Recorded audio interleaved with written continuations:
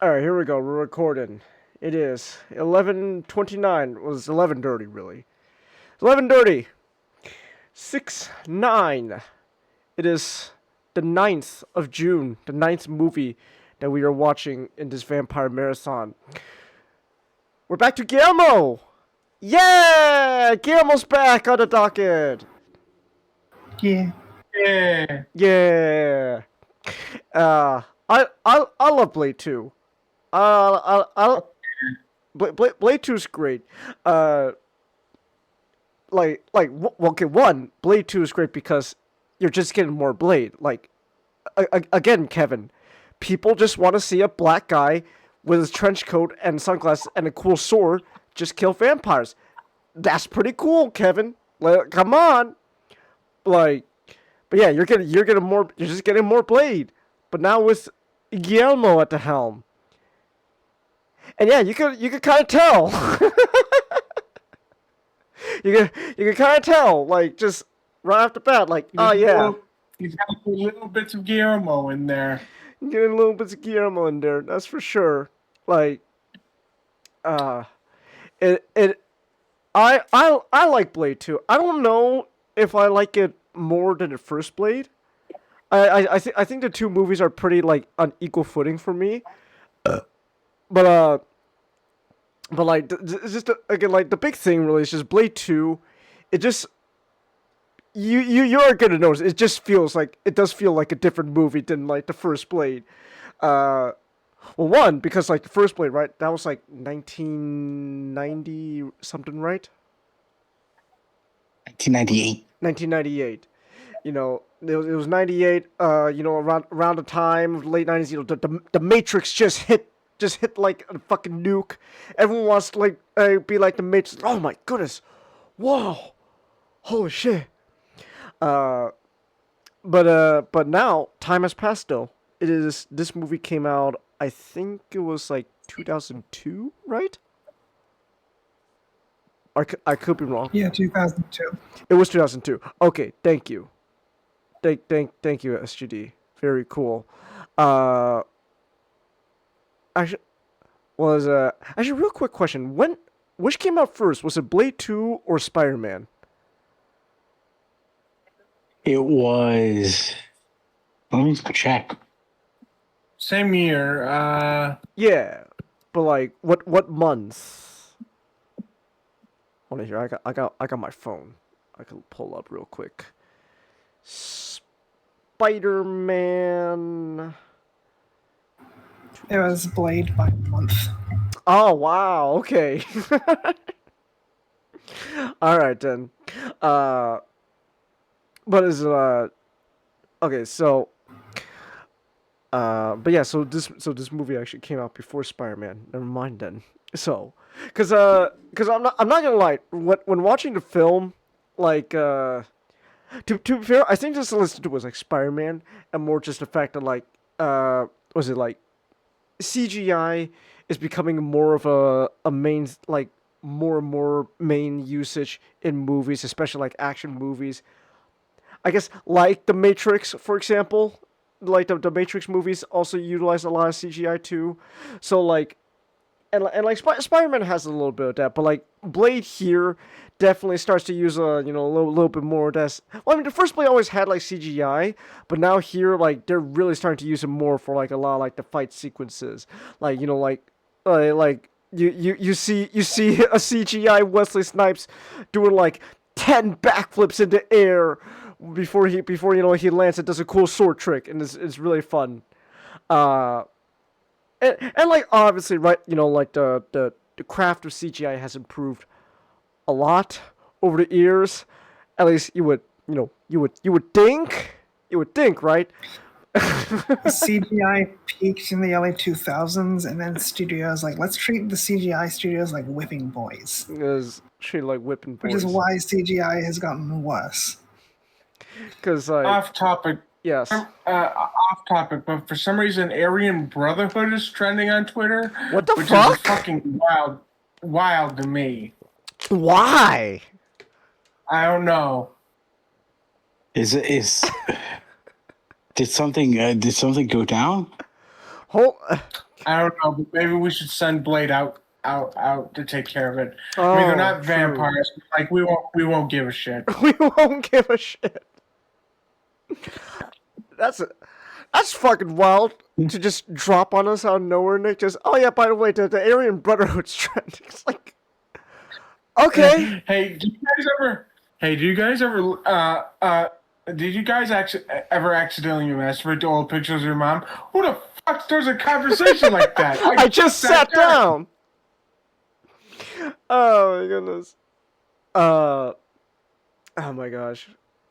By the way, so Blade 2 though, right? Like you do see a lot more like CGI usage when it comes to like a lot of the fancy fight sequences and all that, and like obviously like with not we watched this movie, we look back at it, it's like yeah, like the CGI, sure, again you would think it is not up to standard, but even then like even though it's noticeable, like you can still like just have a fun time either way, because at the end of the day, right? Like you just want to see a black vampire slayer do a bunch of cool flips in the air and stuff, doing cool sword tricks while killing vampires. That's what we want. But of course though, because this is our boy Guillermo, right? Mr. Guillermo Del Toro, he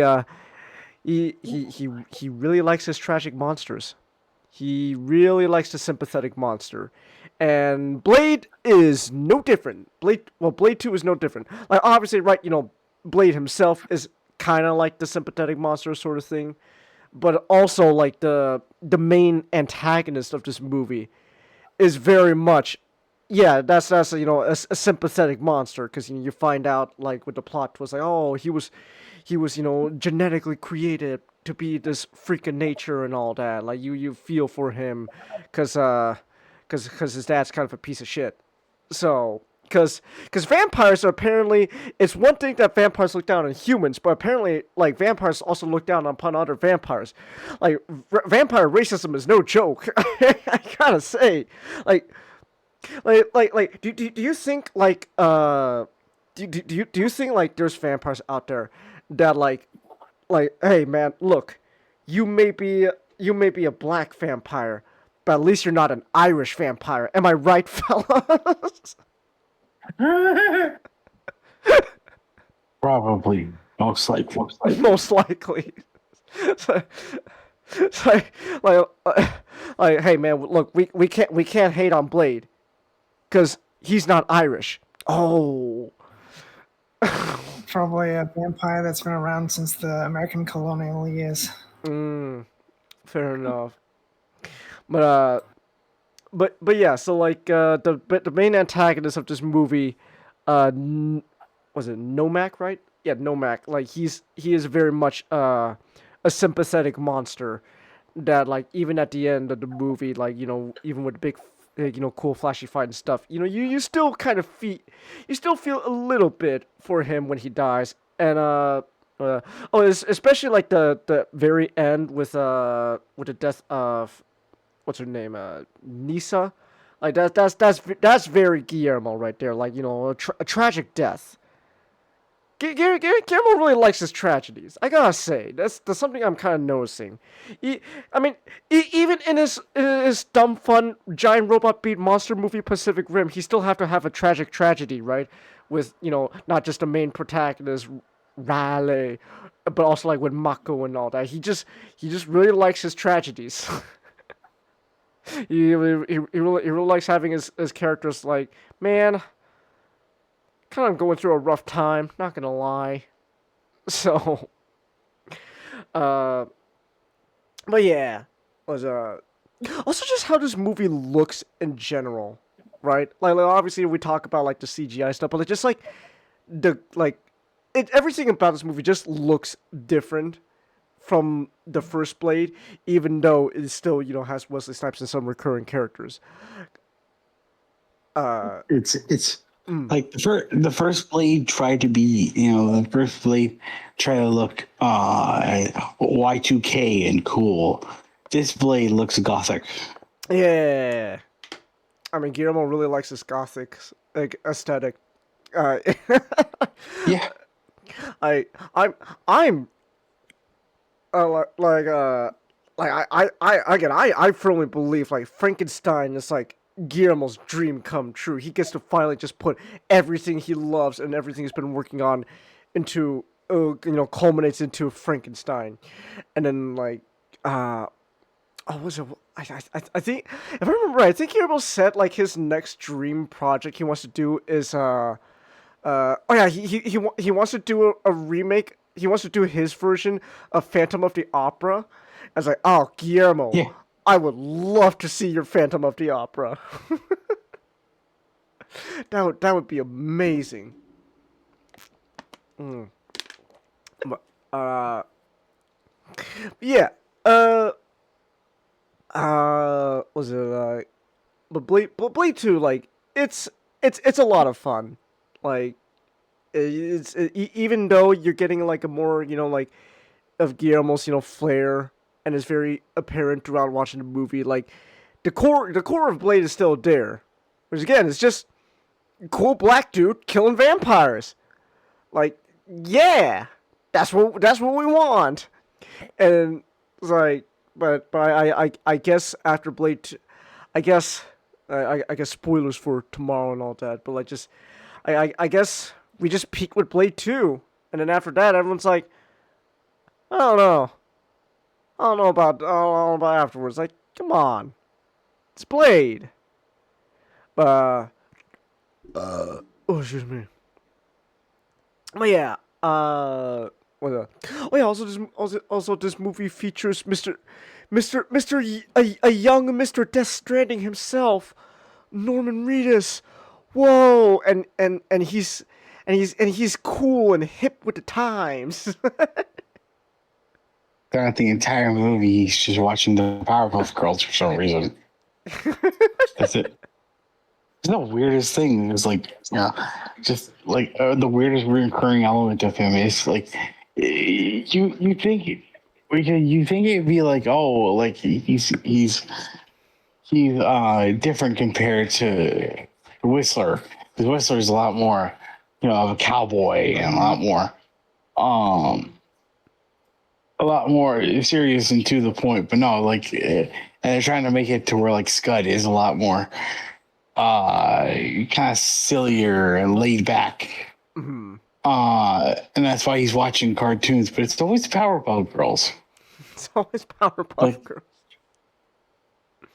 Ever? Like you couldn't get Ed and Eddie? Were they acting too much? Norman Reedus, why aren't you watching Ed and Eddie, huh? Like, So did Guillermo wanted to get like the Grim Adventures and they couldn't?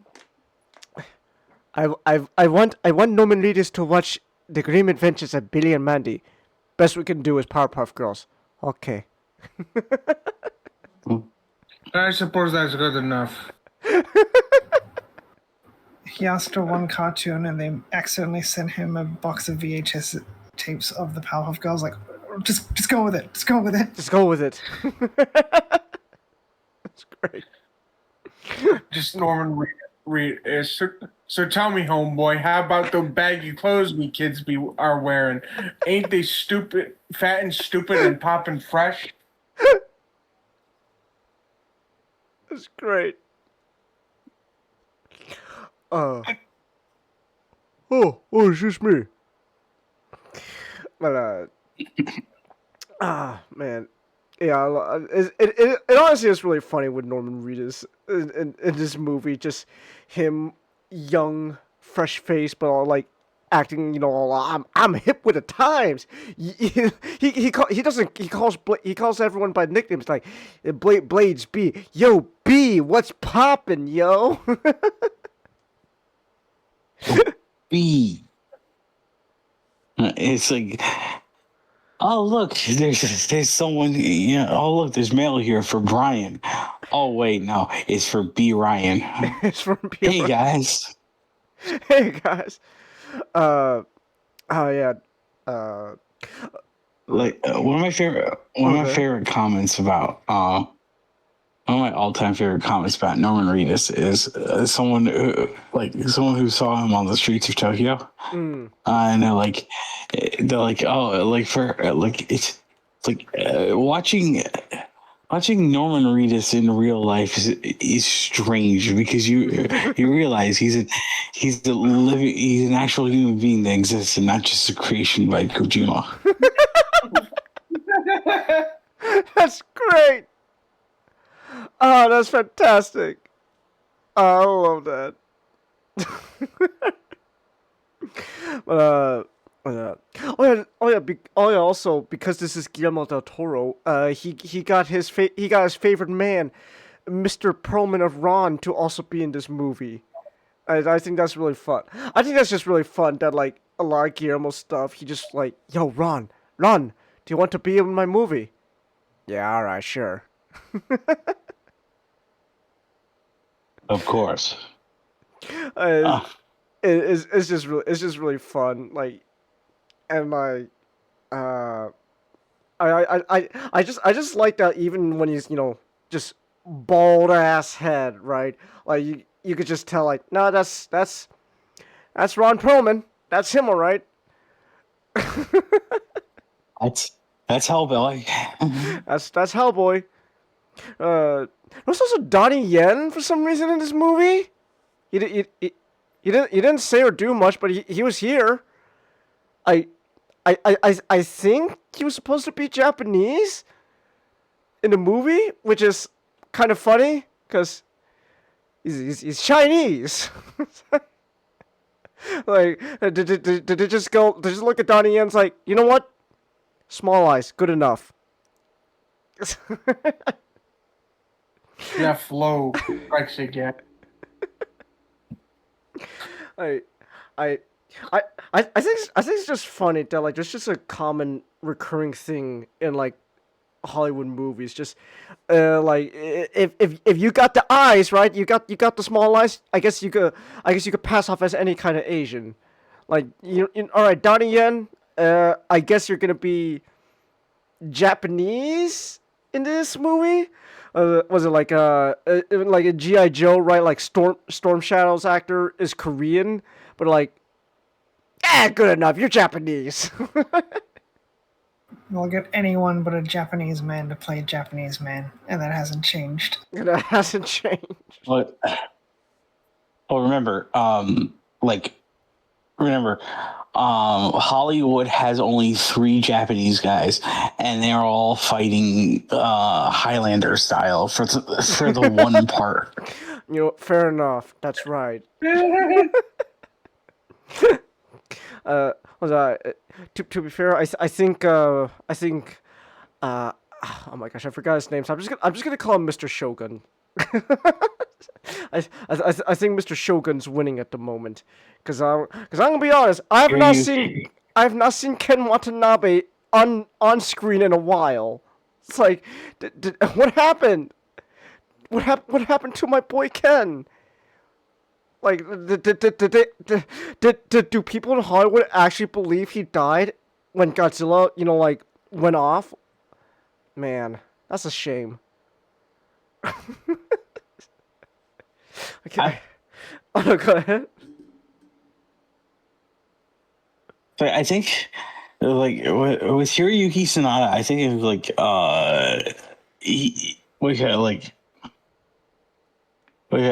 I think there was just a period of time where I every time he's in something, Tadanobu Asano also has to be in there, and I'm like, damn, they really just went, okay, this guy is now just Shogun. He is now Lord Toranaga. He's Lord Toranaga, and he. Oh, were you trying to say something, SGD? Going back to Ken dying, it's Hollywood. They'll believe anything they see on the TV screen. Oh, fair enough. That's fair enough. Anyway, I think we got off track now. Point is, Donnie Yen was in this movie, and yeah, that he was in this movie, all right. So, I think uh-huh. First Blade had the stronger story, True. but this had the stronger action. Mm. That's not a bad way of putting it. I don't disagree. But but hey, this is 2002 was apparently peak Blade, because ever since then, I don't know, they just can't do Blade for some reason. So, but anyways, I'm not glad. I'm kind of excited for Blade Trinity tomorrow. I know tomorrow watching that movie I'm gonna be so disappointed, but like I'm not gonna lie, I'm kind of still excited. I'm excited because I get to see, we're gonna get to see,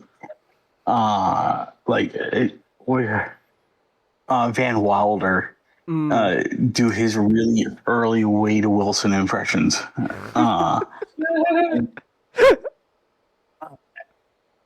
And then I get to point at the screen when we eventually see the scene where Blade has to fight Triple H.